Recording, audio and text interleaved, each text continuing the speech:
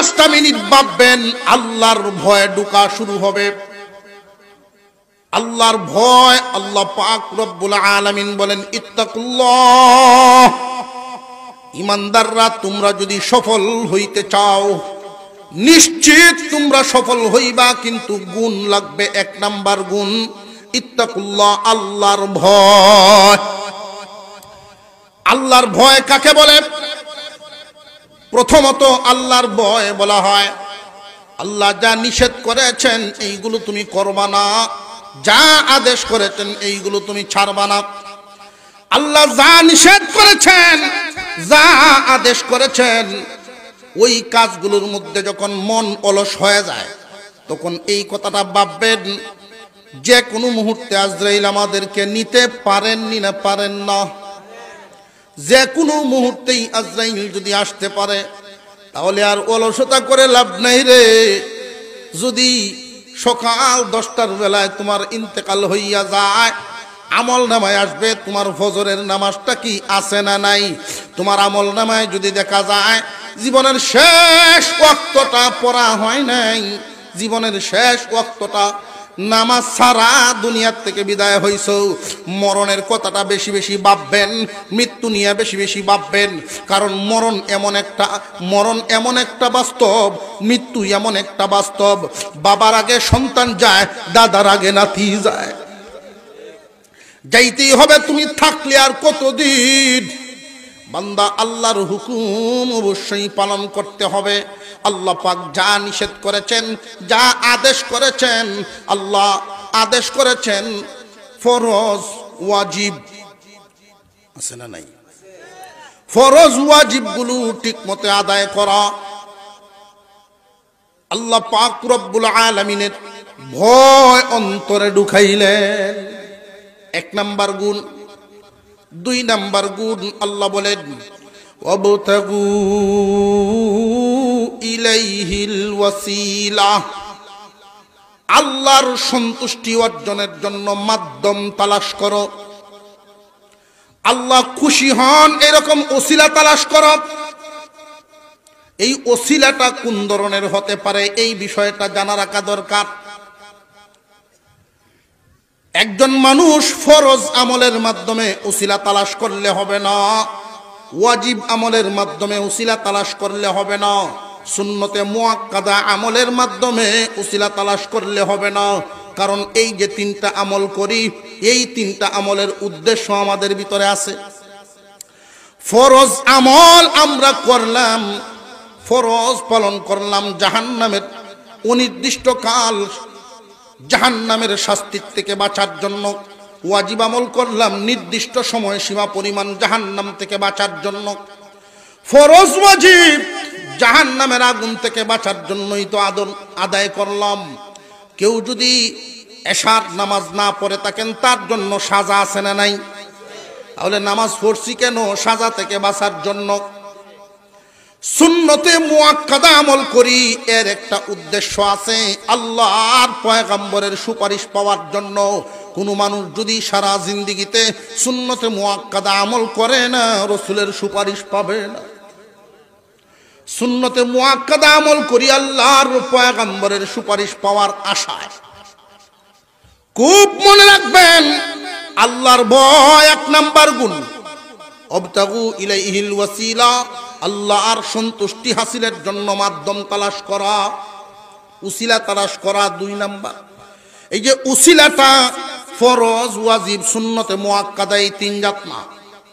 কারণ এই 3টা তো আমরা আমল করি, ফরজ ওয়াজিব আল্লাহর সন্তুষ্টির জন্য নয়, জাহান্নাম থেকে বাঁচার জন্য।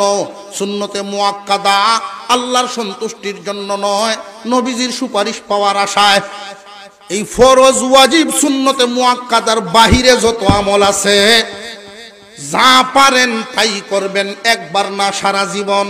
যত বেশি করবেন তত বেশি সন্তুষ্টি পাবেন, যত বেশি ডিউটি করবেন এটারে বলে অতিরিক্ত আমল, এটারে বলে অতিরিক্ত আমল। মুস্তাহাব সুন্নতে জায়েদা, যেমন আসরের 4 রাকাত সুন্নত আছে না? পড়লে সওয়াব, না পড়লে এরকম তো এই আসরের 4 রাকাত সুন্নত নামাজ যদি কেউ আদায় করেন, যতক্ষণ নামাজের মধ্যে তাকে বৃষ্টির মতো রহমত নাজিল হয়। কোন একটা দোকানে যদি 10 ঘন্টা ডিউটি, 2 জন কর্মচারী বেতন 10,000, একজন কর্মচারী 10 ঘন্টা ডিউটি করে সময় মতো আসা যাওয়া করে, বেতন নেয় 10,000। আর আরেকজন কর্মচারী 10 ঘন্টা ডিউটি করে, ঠিক মতো আসা যাওয়া করে, বেতনে নেয় 10,000, কিন্তু অতিরিক্ত 1-1.5 ঘন্টা সময় বেশি দেয়। দোকান গুছানোর সময় মালিককে একটু সহযোগিতা করিয়া যায়, বিনিময়ে বেতন ছাড়া। বেতনের আশা ছাড়া যে ডিউটিটা করলো, 2 জন কর্মচারীর উপরে মালিক কি সমান খুশি না বেশ কমাইব? অতিরিক্ত যে সময় দিল বিনা বেতনে, তার প্রতি আল্লাহ সন্তুষ্ট বেশি। আল্লাহ পাক রব্বুল আলামিন বলেন, ইয়া আইয়ুহাল্লাযীনা আমানুত্তাকুল্লাহা ওয়াবতাগু ইলাইহিল ওয়াসিলা ওয়াজাহিদু ফি সাবিলিহি লাআল্লাকুম তুফলিহুন। হে ঈমানদারেরা, তোমরাই সফল কাম, তোমরা বিজয়ী। দুনিয়াতেও আখিরাতেও তোমাদেরকে কেউ শাসন করতে পারবে না, তোমরাই দুনিয়া শাসন করবা। কিন্তু বিনা শর্তে না 3 শর্তে। 1 নাম্বার, আল্লাহর ভয় থাকতে হবে। যেই যুগের মানুষের ভিতরে আল্লাহর ভয় থাকবে বেশি, দুনিয়ার কোনো কামানের ভয় থাকবে না। যার ভিতরে আল্লাহর ভয় ঢুকে, দুনিয়ার কোনো ভয় ঢুকে না। 1 নাম্বার গুণ আল্লাহর ভয়। 2 নাম্বার গুণ লাগবে অতিরিক্ত আমল। 2 নাম্বার আল্লাহর সন্তুষ্টি তালাশ করা। আল্লাহর সন্তুষ্টি তালাশ করার জন্য নফল যত রাস্তা আছে, একজন মুরব্বীকে পাইলেন রাস্তায়, সালাম দেওয়া কি ওয়াজিব? সালাম দেওয়া কি ওয়াজিব? কিন্তু সালাম যে দিলেন এটা আপনার লাভ, অতিরিক্ত আমল। একজন মুরব্বী মানুষকে আপনি রাস্তায় দেখলেন, বড় একটা ব্যাগ লইয়া যাইতেছে মুরব্বী, আপনি দৌড়ায়া গেলেন, ওই ব্যাগটার একটু ধরিয়া মুরব্বীকে সহযোগিতা করিয়া দিলেন। ওই কাজটা ফরজও না, ওয়াজিবও না, সুন্নতে মুআক্কাদাও না, ওই কাজটাই আল্লাহ খুশি হওয়ার ওসিলা। বুঝে আসতেছে?